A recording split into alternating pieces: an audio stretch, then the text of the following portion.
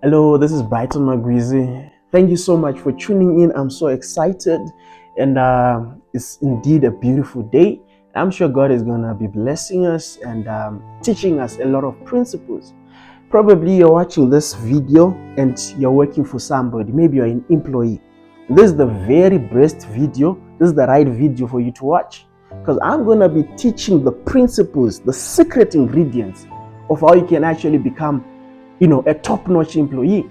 It's important that you understand certain things. The Bible says in Hosea 4 verse 6, my people perish. Why? Because they lack knowledge. So you can actually be a child of God, but eventually perish. You know why? Because you lack certain knowledge. And I'm going to teach some of these principles of how you can become a better employee wherever you're working. So we're going to drive the lessons, the principles from the Bible. Yeah, the Bible is one of the greatest business books that you can find. There's a lot of principles that make sure that your business thrives and you also become a better employee, right? Which is what we're talking about today. So we're going to read from the story of Jacob and Laban. Probably most of us who have heard the story of Jacob and Laban, that Jacob cheated on his brother, got the birthright. Eventually, he had to run away from home. Why? Because Esau was planning on killing him. So Jacob runs to his uncle, right? The brother of his mother. He gets there. The name of the man was Laban. And when he got there, they had an agreement. Jacob was supposed to be an employee to Laban. So he had to labor for Laban. They agreed, you have to work for me for like 7 years. And for 7 years, you work for me, I give you your wages. Your wages, or rather your payment. Your payment will be in form of a wife, which was Rachel. Now let's read from the Bible. Let's hear it from the Bible. Genesis chapter number 29, verse number 20. It says, and Jacob saved 7 years for Rachel. They seemed unto him but a few days, for the love he had for her. Now the Bible is saying Jacob labored for 7 years, 7 solid years, but they seem to be just like a few days because of the love that he had for Rachel. Now point number one that you need to understand, have a clear-cut goal. Know exactly what you want to achieve. When you go to that company, when you go to that industry, when you get to that government institution, know exactly what you are there for. Now, if you are without a goal, you're like a ship leaving the harbor without a captain. A ship leaving the harbor without even a compass. And you know where it's going to get? Ultimately, it heads nowhere. Why? It never gets to its destination because the goal is lacking. So if you're an employee, you need to have a clear-cut goal. Know exactly why you're going to work. You know exactly in 4 or 5 years, I need to have bought my stand. In this number of years, I need to have started my own business. I need to improve myself. I need to have bought my car. When you have got those clear-cut goals and objectives, it makes it easy. The goal is what's supposed to wake you up early morning to say, I'm going to work. Why? Because you have an objective. In 3 years, I'm supposed to have done this. So make sure that as an employee, you have got a clear-cut goal. The Bible says, where there is no vision, the people perish. So when there is no driving vision, eventually a perishing has to happen. Most people are like, well, not again, another Monday. You know why people are like that? Because they don't know why they are going to work. They don't have an objective. They don't have a goal. And they get to work, they're seated. They have nothing to do. They can't wait for 5 so that they go back home. They don't have a clear-cut goal. Have an objective. Have a goal. That's what's supposed to drive you to wake up each and every morning. And when you meet up with that goal, you've actually become a top-notch. You'd have made yourself a top-notch employee. Why? Because your goal is driving you. The other principle that I want you to see, Jacob had a love for Rachel. Because he had a love for Rachel, the work seemed but for a few days. A 7-year work seemed as if it was just a few days. Now, the principle that comes into it is that it's also important that you do the things that you love. The moment you do things that you love, you will never work a single day of your life. Because the moment you go to work, it's like you're in love with the work. You're in love with what you're doing. So that stress, the freaking out that comes into the mind is gone, is blotted out. Why? Because you're doing the things that you love. Think of it, footballers. Each time they go for a match, for a game, some are busy smiling, they're happy. Why? Because they're doing what they love. Musicians, it's not like they are really working. They feel it, they vibe along with the singing. Why? Because they did what they love. So it's important that if you are an employee, do the things that you really love. There are many people who would have become successful as farmers, but eventually they became doctors and they lived a frustrated life. It became hard for them to become a top-notch employee. Why? Because they did the things that they did not love. So do the things that you love, and your love for the things what drives you. It's like you have been given an axe. The Bible says in Ecclesiastes 10:10, when the axe is down, you put more energy, you put more effort in it. So naturally, God has endowed us with, this natural inherent strengths, inherent, those natural talents that are within us. Whereby you know that naturally I'm a logical person. When it comes to mathematics, when it comes to calculating, I do it to the best. I do it to the maximum. You know it when it comes to interrogation. I do it to the best. So become a police officer. Because there are people who would have become successful in the police department, but they became nurses. And when you go to those hospitals, to those clinics and institutions, you realize that, I'm being attended by a police officer in nurse clothing. You know what I'm saying? So it's important to do the things that you love. Because already you have the X. It's like you are using an X. God has given you the X already in that field. So what you just need to do is to sharpen the X so that you finish the work. Now think of it, you don't have the X in those lines of work. So it means that your ideas, the dexterity of your mind, the prowess, that agility of the mind is futile. Why? Because you were never given the X in that field. When it comes to calculations, you're not an expert. When it comes to dealing with patients, you were never given the X. So how you handle your patients really shows forth to say, this is not your area. So it's important to stick to the things that you love, and you become excellent in those lines. You think above the rest. Why? Because it's something that has been hardwired within you, that just needs polishing, and you become outstanding. So remember that principle as well. So Jacob decides to say, you know what?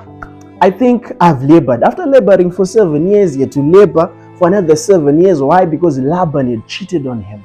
So he labored another 7 years. He got Leah. So he now has 2 wives. And then he eventually decides, you know what? I've heard enough. I need to leave this workplace. I need to go. But when he talks to his boss to say, boss, I've decided to go, this is what startles me. This is what happens.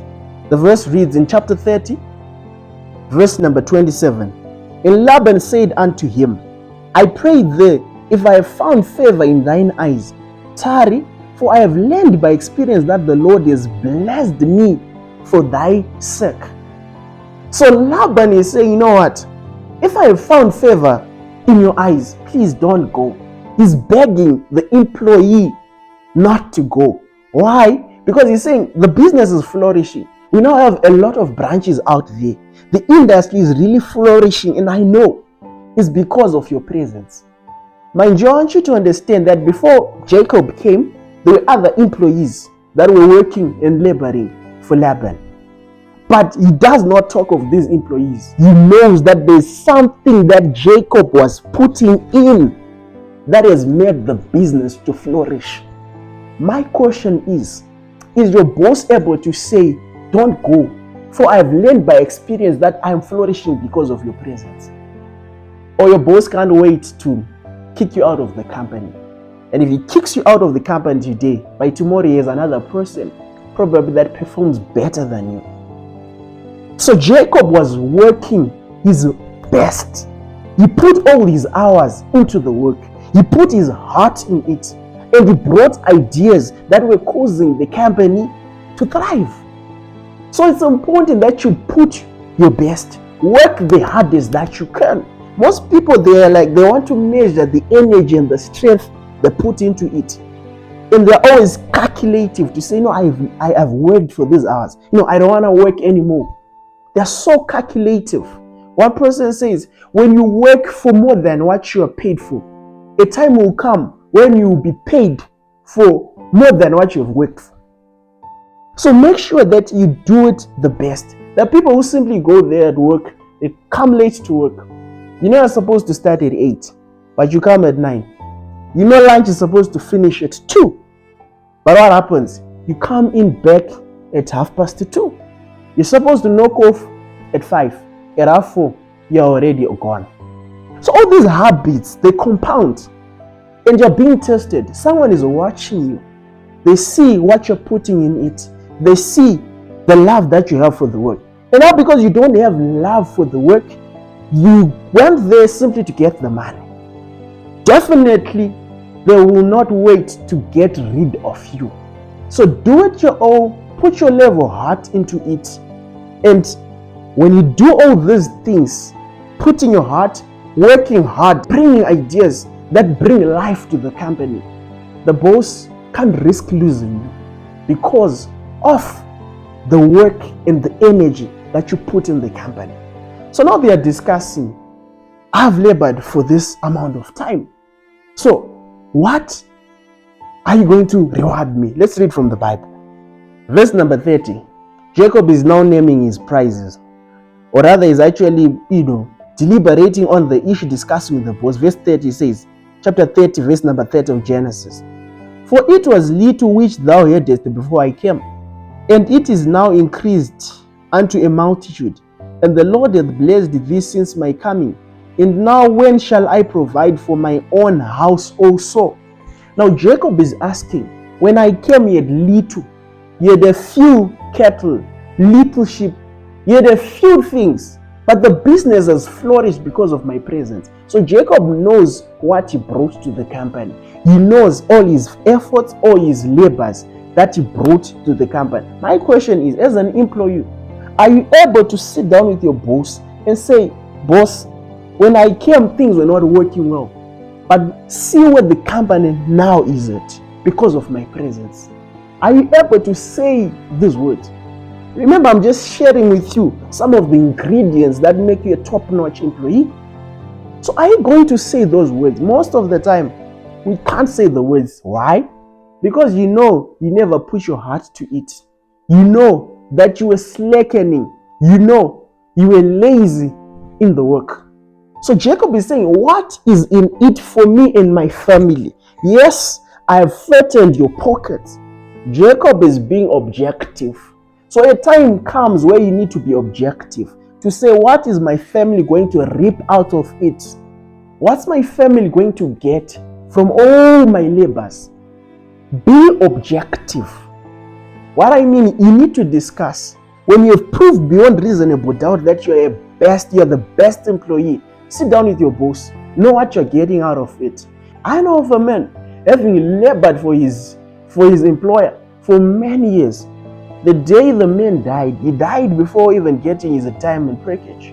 The day he died, before a year could have had lasted, his family was already suffering. What they got could not even last them a year. You know why? Because the man never sat down with his employer. They never sat down and deliberated on the issues. So it's important that you know exactly what your family is going to get. Because it doesn't work if you labor and eventually your family gets nothing. There are certain men that simply chose not to empower their wives. The day they die, you realize that hunger is encroached into their house because the wife has not been empowered. They're simply told to sit at home they know nothing. They don't even have a driver's license. They simply sit at home. They've not been empowered.